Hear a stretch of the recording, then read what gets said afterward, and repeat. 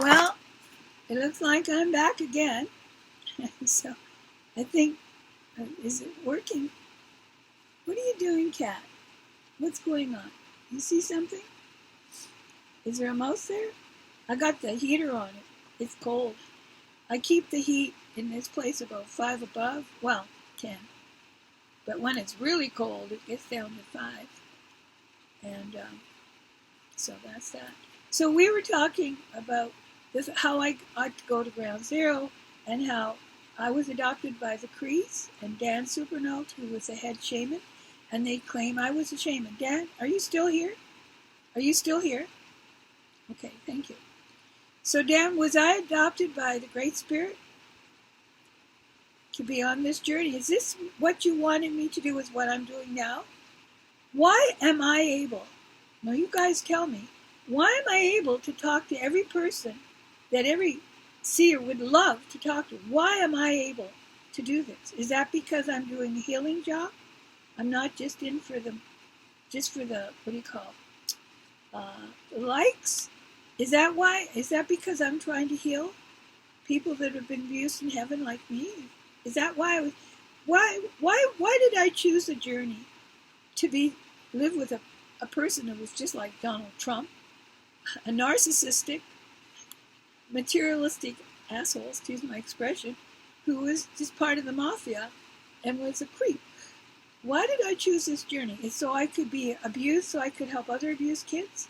Is that why I choose to get beaten with he used his razor strap with a buckle in. I still got the marks on my back. Is that why I chose this journey? Okay. Why am I so multi-talented? They say my IQ is 100, it's 150, 100.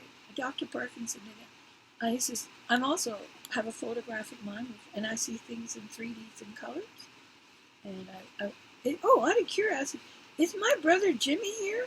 Jimmy, did you know that they destroyed the motorhome you lived in? Jimmy, you here? My brother Jimmy was gay, 27, and a Jehovah's Witness, and committed suicide, shot his head off. He took me down to ground zero and looked after me. Jimmy, are you still? Did you feel pretty bad when they destroyed the motorhome on me? The city? That I lived in Sydney, and when I first moved there, the bylaw guy said, "Oh, you're the rich bitch from BC." He says, "If you're from away, I'm going to chase you away." He did, and he destroyed my motorhome. And there was a guy coming to move it. I had 4 different people. It was just like a conspiracy, and I was blackballed. If you're from away, do not move to Nova Scotia. They're really nice as long as you're a visitor and you're paying money, right? But the minute you move there, it's just like, I had this old lady come up to me from Ontario. She'd been married to to a guy from Sydney. She had 4 kids, and she'd come up, she said, "Can I get a hug? Can I get a hug?" So I love hugs. So I gave her a hug, and I said, "What's wrong?" And "You won't believe this.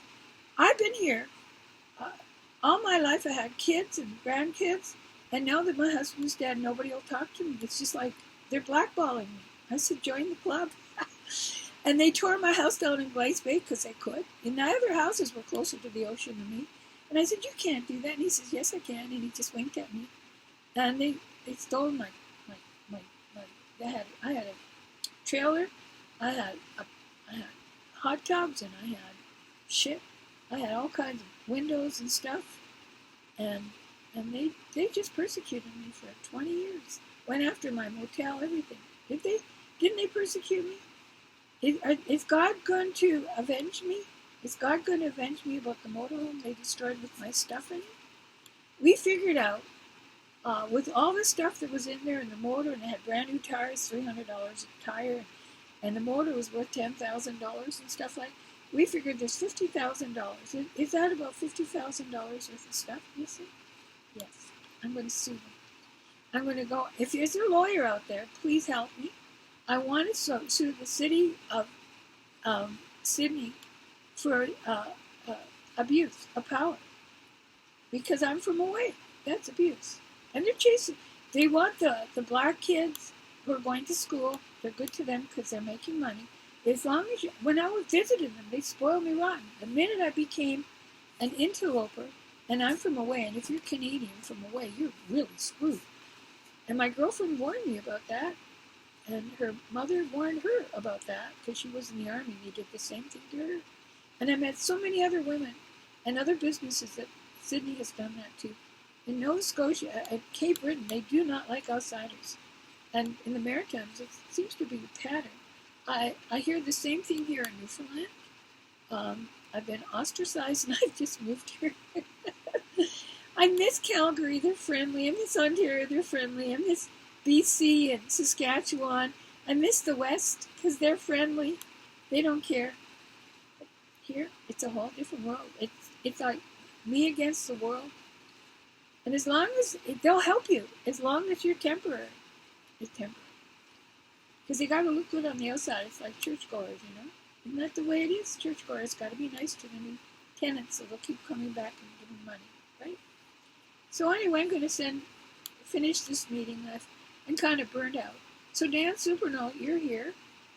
I'm trying to still think of her name. She had the most beautiful voice, and the guy was dancing with the wolves. Was at her funeral. Kellen Costner, I can't think of her name.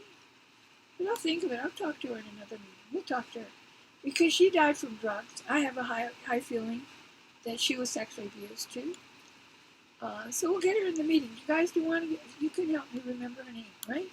Okay, do you guys want to close the meeting? Because I'm tired. It's 1 o'clock. I'm tired.